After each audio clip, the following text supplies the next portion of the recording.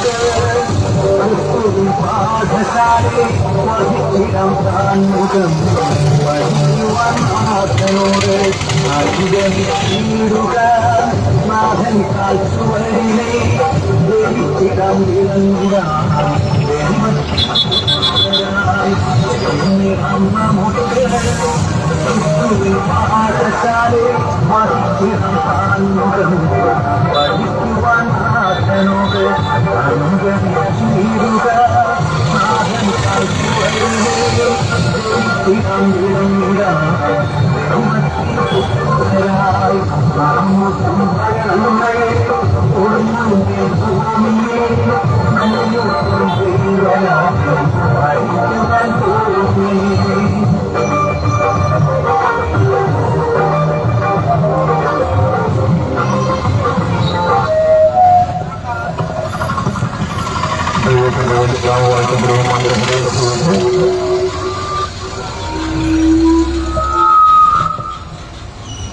മഹാപ്രപഞ്ചത്തിന്റെ ഒരു ചെറുകണികയായ ഈ ഭൂമിയിൽ ഏതാനും ദിവസങ്ങൾ മാത്രം ജീവിക്കുന്ന എന്റെ എല്ലാ സഹോദരന്മാരോടും സഹോദരിമാരോടും പ്രപഞ്ചത്തിന്റെ ഉടമസ്ഥനായ അഖിലോനായ ദൈവത്തിന്റെ ഒരു അരുളപ്പാട് അറിയിച്ച് കടന്നു പോകുന്ന ഒരു ടീമാണ് നിങ്ങളിപ്പോൾ കാണുന്നത്. എന്നോട് പറയാം, സർവപ്രപഞ്ചത്തിന്റെ ഇടയവനായ ജാതിയില്ലാത്ത, മതമില്ലാത്ത, സംഘടനയില്ലാത്ത, ഗ്രൂപ്പില്ലാത്ത, നമ്മളെപ്പോലെ മരണമില്ലാത്ത പ്രപഞ്ചത്തിന്റെ ഉടമയായ ദൈവത്തിന്റെ ഒരു അരുളപ്പാട് അറിയിക്കുന്ന ഒരു ടീമാണ് ഇപ്പോൾ ഇവിടെ കടന്നു പോകുന്നത്. നാം ഓരോരുത്തരും ഭൂമിയിൽ ഏതാനും ദിവസങ്ങൾ മാത്രം ആയുസ്സുള്ള വ്യക്തിത്വങ്ങളാണ്. നാം ജീവിക്കുന്നു, ജീവിക്കാൻ വേണ്ടി കഴിക്കുന്നു, ചിലർ കഴിക്കാൻ വേണ്ടി ജീവിക്കുന്നു. ഏതായാലും കഴിച്ച്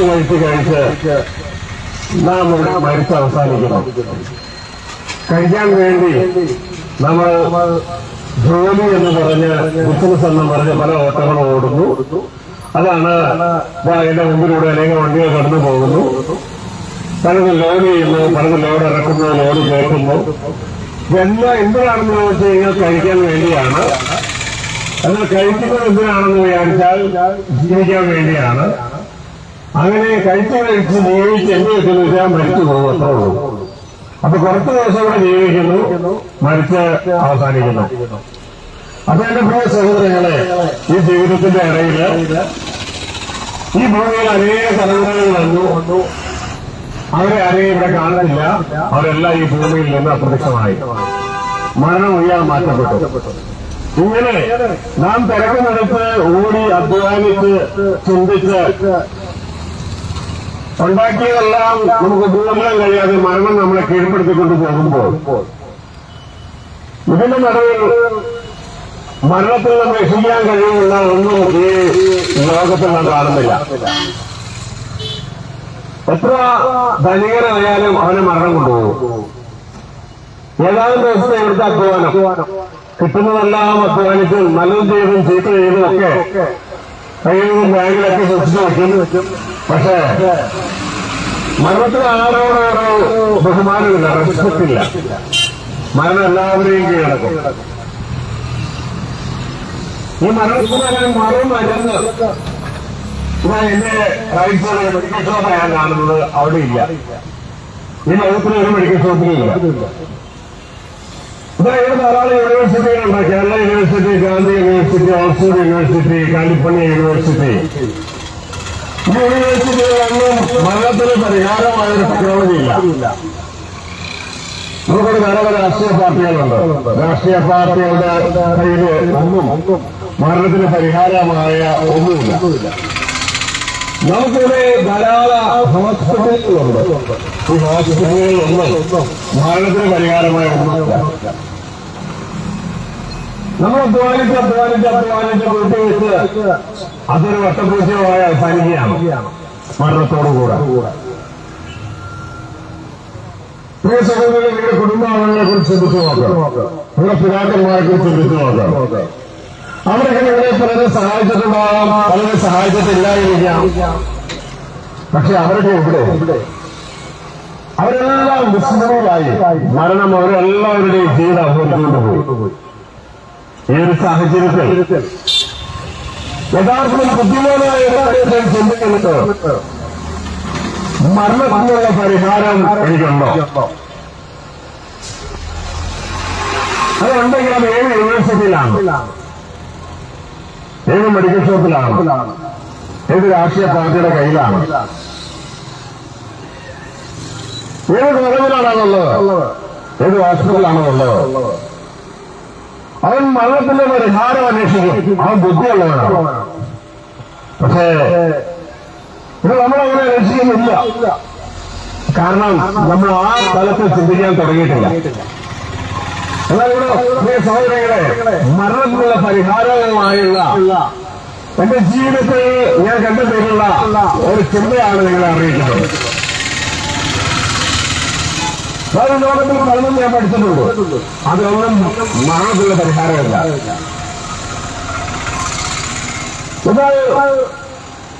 വിശുദ്ധ ബൈബിൾ അതൊരു ജാതിയുടെ പുസ്തകമല്ല, മതത്തിന്റെ പുസ്തകമല്ല, സംഘടനയുടെ പുസ്തകമല്ല, ഗ്രൂപ്പിന്റെ പുസ്തകമല്ല. അത് ജാതിയും മതവും സംഘടനയൊന്നും ഇല്ലാത്ത പ്രപഞ്ചത്തിന്റെ സൃഷ്ടാവ് തന്റെ മക്കളാകുന്ന മനുഷ്യർക്ക് കൊടുത്തിട്ടുള്ള സന്ദേശമാണ്, സ്നേഹലേഖനമാണ്. ആ പുസ്തകത്തിൽ ഞാൻ കണ്ടു മരണത്തിന്റെ പരിഹാരം.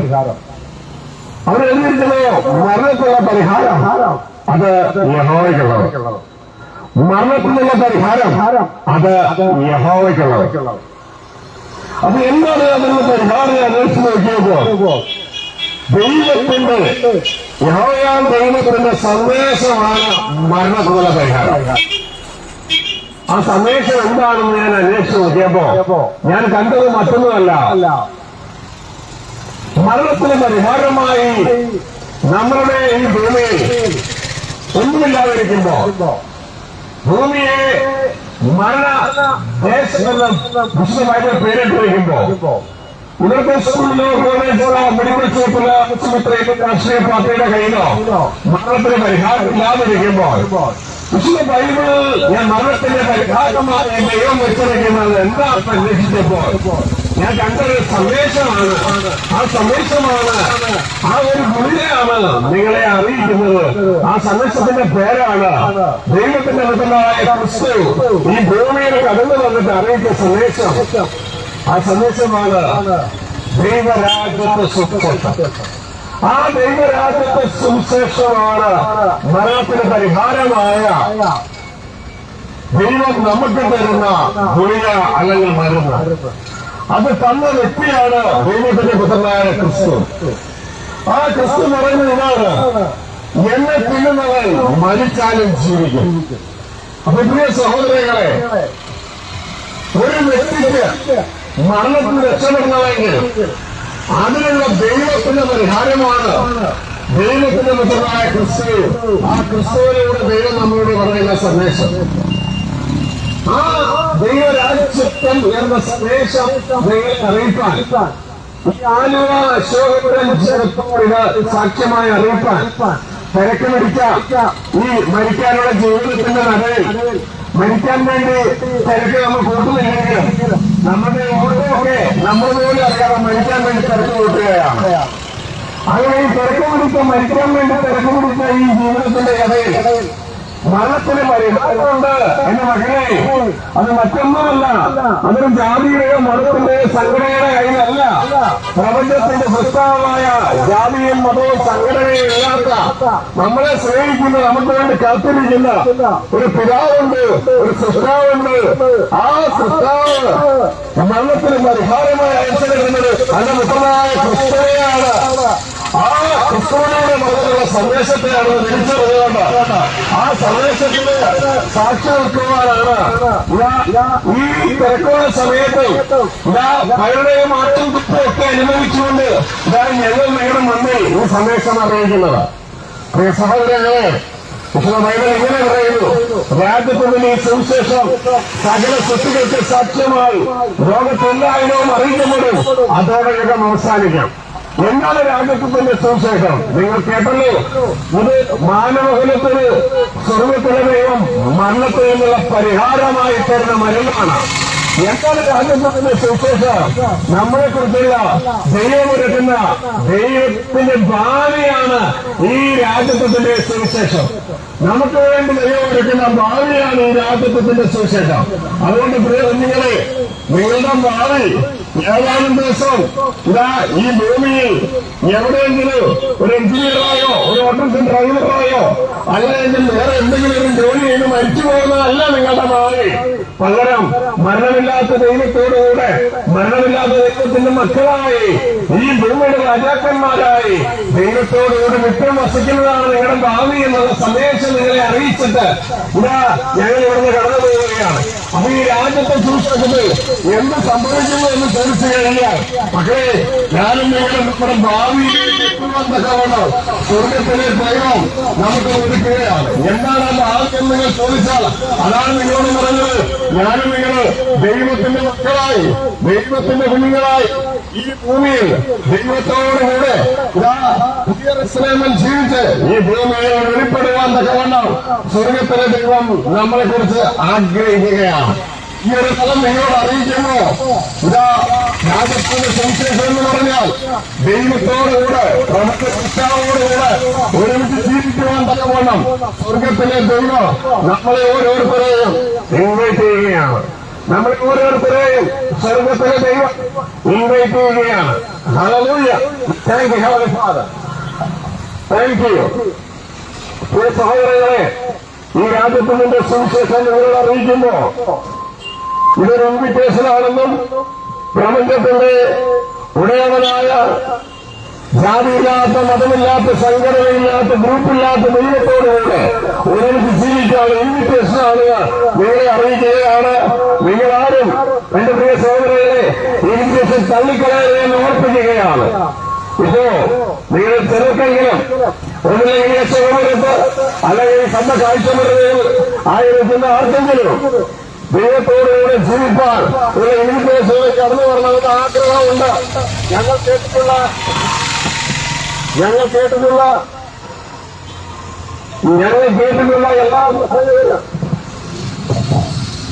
കേട്ടിട്ടുള്ള എല്ലാ പ്രസംഗകരും ജാതിയെക്കുറിച്ചും മതത്തെക്കുറിച്ചും സംഘടനയെക്കുറിച്ചൊക്കെയാ പറഞ്ഞുകൊണ്ടിരുന്നത്. എന്നാൽ നിങ്ങൾ മാത്രം പറയുന്നത് കേട്ട് ജാതിയില്ലാത്ത മതമില്ലാത്ത സംഘടനയില്ലാത്ത ഗ്രൂപ്പില്ലാത്ത ഒരു ദൈവം നമ്മുടെ സൃഷ്ടാവ് നമുക്കായി കാത്തിരിക്കുന്നുവെന്ന് എന്നെ ആ കുടുംബത്തിലേക്ക് ദൈവത്തോട് ഒരുമിച്ച് ജീവിക്കാൻ വിളിക്കുന്നു എന്ന സന്ദേശം ഞങ്ങൾക്ക് ആഗ്രഹമുണ്ട്. ആ ദൈവത്തോടുകൂടെ ജീവിക്കാൻ ആഗ്രഹമുണ്ട് എന്ന് ആരെങ്കിലും ഈ സഹോദരങ്ങളെ നിങ്ങളുടെ ഹൃദയത്തിൽ ചിന്തിക്കുന്നുവെങ്കിൽ ഇവിടെ തിരിച്ചറിയേണ്ട ഒരു കാര്യമെന്ന് പറയുന്നത്, നിങ്ങളുടെ തീരുമാനം നിങ്ങളുടെ ചിന്തകൾ നല്ലതാണ്. ആ ചിന്തകളിലേക്ക് നിങ്ങൾ എത്തിച്ചേരുവാൻ തക്കവണ്ണം മാനവകുലത്തിന് കഴിയാതിരിക്കുമ്പോ ഇവിടെ അതിന് നിങ്ങളെ കഴിവുള്ളതാക്കി തീർക്കുന്നത്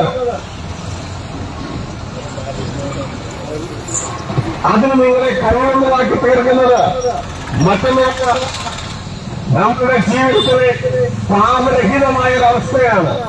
നമ്മളെ ദൈവത്തോട് ഒരുമിച്ച് ജീവിക്കാൻ സമ്മതിക്കാത്തത് വേറെ ഒന്നുമല്ല, നമ്മുടെ ജീവിതത്തിലെ പാപങ്ങളാണ് നമ്മളെ ദൈവത്തോടുകൂടെ ജീവിക്കാൻ സമ്മതിക്കാത്തത്.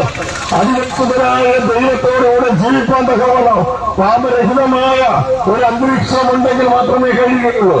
അതുകൊണ്ട് പ്രിയ സഹോദരങ്ങളെ, നമ്മളുടെ ഈ ജീവിതത്തിൽ ദൈവത്തോടുകൂടെ ജീവിക്കാൻ തക്കവണ്ണം നമ്മളെ ഒരുക്കുവാൻ നമ്മുടെ പാപങ്ങൾ തടസ്സമായി ഇരിക്കുമ്പോൾ ദൈവം തന്നെ അതിന് പരിഹാരം കണ്ടെത്തി ദൈവത്തിന്റെ പുത്രനായ ക്രിസ്തുവെ നമ്മുടെ പാപങ്ങൾക്ക് വേണ്ടി ഈ കാൽവരി ക്രൂശിൽ യാഗമായി സമർപ്പിക്കാൻ തക്കവണ്ണം സ്വർഗത്തിന്റെ ദൈവം ഭൂമിയിലേക്ക് അയച്ചു.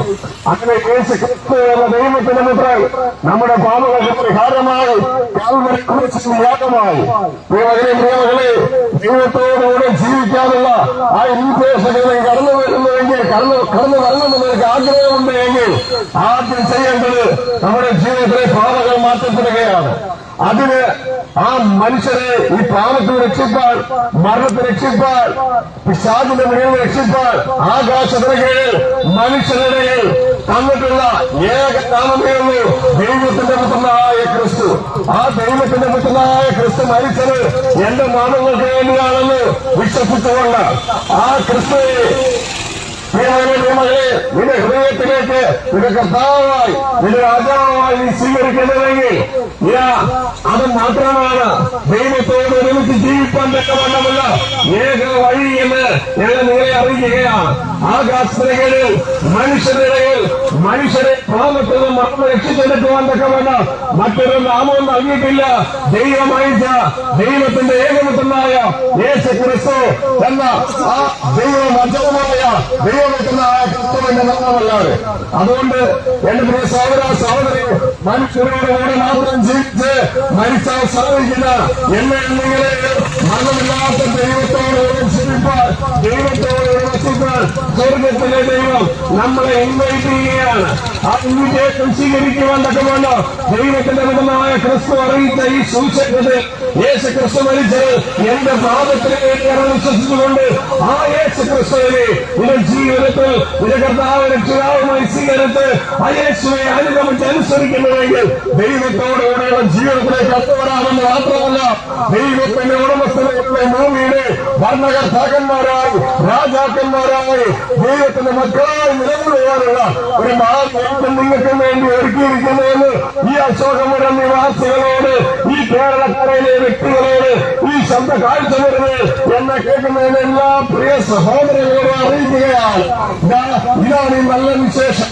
ഇതിനെക്കുറിച്ച് കൂടുതലായി നിങ്ങൾ അറിയാൻ ആഗ്രഹിക്കുന്നതെങ്കിൽ സഹോദരന്മാർ നിങ്ങളുടെ കയ്യിൽ നോട്ടീസ് കൊണ്ടുവന്നിട്ടുണ്ട്. ഒന്നാമത്തെ നോട്ടീസ് ഞങ്ങളെ പറഞ്ഞ സുവിശേഷത്തെ കുറിച്ചാണ്, ഈ ആദ്യത്തെ സുവിശേഷത്തെ കുറിച്ചാണ്. എന്റെ പ്രിയ സഹോദരി, അത് വായിച്ചു നോക്കുമ്പോൾ ഇതിനെക്കുറിച്ച് കൂടുതലായി അറിയുന്നതെങ്കിൽ ഞങ്ങളുടെ സംസാരിച്ചത് പോയി. എന്നാൽ അതിന് സമയം കഴിയുന്നതിന് മുമ്പ് നിങ്ങളത് മറന്നുപോകും. എന്നാൽ ആ നോട്ടീസ് ദൈവം സഹായിക്കുന്നതായിരിക്കും. അപ്പോൾ തന്നെ മറ്റൊരു നോട്ടീസ് നിങ്ങളുടെ കയ്യിൽ അവർ തന്നിട്ടുണ്ട്. അതൊക്കെ എറണാകുളം കണ്ടുപിടിച്ചെടുത്ത് പഞ്ചായത്ത് റോഡ് എന്ന് പറയുന്ന സ്ഥലത്ത് കഴിഞ്ഞ 28 വർഷങ്ങളായി നടന്നുകൊണ്ടിരിക്കുന്ന ഒരു ധ്യാന കേന്ദ്രമാണ്. ആ ധ്യാന കേന്ദ്രത്തിൽ എല്ലാ മാസവും ആദ്യ തിങ്കളാഴ്ച ആരംഭിച്ച് ഞായറാഴ്ച അവസാനിക്കുന്ന വചന ധ്യാനമുണ്ട് എന്ന് ഓർപ്പിക്കുകയാണ്. ഈ വരുന്ന ജനുവരി 5-ാം തീയതിയാണ്, മറ്റന്നാളാണ് ഈ മാസത്തെ ധ്യാനം ആരംഭിക്കുന്നത് എന്നുള്ള കാര്യം നിങ്ങളേവരെ ഹാർദവമായി ആ ധ്യാനത്തിലേക്ക് ക്ഷണിക്കുകയാണ് ആ നോട്ടീസോട് ചെയ്യുന്നത്. കൂടുതലായി ഇതിനെ കുറിച്ച് അറിയാൻ ആഗ്രഹിക്കുന്നുവെങ്കിൽ അതിന്റെ താഴെ ഞങ്ങളുടെ ടെലിഫോൺ നമ്പർ രേഖപ്പെടുത്തിക്കൊണ്ട് നിങ്ങൾ ഞങ്ങളെ വിളിക്കുന്നുവെങ്കിൽ ഞങ്ങൾ സഹായിക്കുന്നതായിരിക്കും. എന്റെ ജീവിതത്തിൽ ഞാൻ തള്ളപ്പെട്ട വ്യക്തിയാണ്, എനിക്ക് ആരുമില്ല, എല്ലായിടത്തുനിന്നും എനിക്ക് തിരസ്കരണമാണുള്ളത്, എന്നെ സ്നേഹിക്കാൻ ആരുമില്ല, ഞാൻ തളർന്ന ഒരു വ്യക്തിയാണ്, ഞാൻ രോഗിയായ ഒരു വ്യക്തിയാണ്, ഞാൻ ദൈവമില്ലാത്തൊരു വ്യക്തിയാണ് എന്നൊക്കെ ചിന്തിച്ച് തള്ളപ്പെട്ടിരിക്കുന്ന വ്യക്തിയാണ്. മകളെ നിനക്കുള്ള അവസരമാണ്. നിന്നെ സ്നേഹിക്കുന്ന, നിനക്ക് വേണ്ടി കരുതുന്ന, നിന്നെ നടത്താൻ ആഗ്രഹിക്കുന്ന, ആരും ജീവിക്കാൻ താല്പര്യപ്പെടാതിരിക്കുന്നു, നിന്നോടുകൂടെ ജീവിക്കാൻ താല്പര്യപ്പെടുന്ന ദൈവമുണ്ട് എന്ന് നിന്നെ അറിയിക്കുകയാണ് ഈ സന്ദേശത്തിലൂടെ ചെയ്തത്. അതുകൊണ്ട് ആ ധ്യാനത്തിലേക്ക് നിങ്ങളെ ഏവരെ ക്ഷണിക്കുകയാണ്. അതുകൊണ്ട് എന്റെ പ്രിയമകളെ കൂടുതലായിട്ട് അറിയാൻ നിങ്ങൾ ആഗ്രഹിക്കുന്നെങ്കിൽ അതിന്റെ താഴെ കാണുന്ന ടെലിഫോൺ നമ്പറിൽ നിങ്ങൾ ഞങ്ങളെ കോൺടാക്ട് ചെയ്യുന്നുവെങ്കിൽ ഞങ്ങൾ നിങ്ങളെ സഹായിക്കുന്നതായിരിക്കും. ഏതാനും നിമിഷങ്ങൾക്കുള്ളിൽ നിങ്ങൾക്ക് വേണ്ടി പ്രാർത്ഥിച്ച് ഞങ്ങളിവിടെ നിന്ന് തിരിയുകയാണ്. ഞങ്ങളുടെ സ്വർഗസ്ഥ പിതാവേ, ഈ മക്കളെ ഏവരെയും അങ്ങയുടെ കരങ്ങളിൽ ഏൽപ്പിക്കുന്നു. ഈ ശബ്ദ കാഴ്ച വെറുതെയിൽ അങ്ങ് കൊണ്ടുവരുന്ന ഏത് വ്യക്തികളെയും അങ്ങയുടെ കരങ്ങളിൽ ഏൽപ്പിക്കുന്നു. അപ്പൊ അവരുടെ സകല ആവശ്യങ്ങളുടെ നിനക്ക് കൂട്ടായിരിക്കണമേ. ഈ അശോകപുര പട്ടണത്ത് ഈ ശബ്ദ കാഴ്ച വെറുതെയിലുള്ള ഏവരുടെയും കുടുംബങ്ങളെയും അവരുടെ ബിസിനസ്സുകളെ അവർക്കുള്ളതിനെല്ലാം ഞങ്ങൾ അങ്ങയുടെ കരങ്ങളിലേക്ക് ഏൽപ്പിക്കുന്നു. അതെല്ലാം ഞങ്ങൾ അനുഗ്രഹിക്കുന്നു. ഈ ദേശം ഈ സന്ദേശത്തിലൂടെ അനുഗ്രഹിക്കപ്പെടട്ടെ. നല്ല പിതാവേ, ഈ യുഗത്തിന്റെ അവസാനത്തോട് അടുത്ത് നിൽക്കുന്ന അവസ്ഥയിൽ ഈ ഒരു സന്ദേശം കേൾക്കുക ഈ ദേശത്തെ തെരഞ്ഞെടുത്തതിനായി നന്ദിയോട് ഞങ്ങൾക്ക് സ്തോത്രം ചെയ്യുന്നു. ഈ ശബ്ദ കാഴ്ച പറഞ്ഞുള്ളവർക്കായി നന്ദിയോട് സ്തോത്രം ചെയ്യുന്നു. ഈ അനുഗ്രഹ കഥാവ് ഇവരെ ഓരോരുത്തരെയും അങ്ങയോടുകൂടെ ജീവിക്കുന്ന ആ ഭാവിയിലേക്ക് എത്തിക്കുവാൻ അങ്ങനെയാക്കണമെന്ന് പ്രാർത്ഥിക്കുകയാണ്.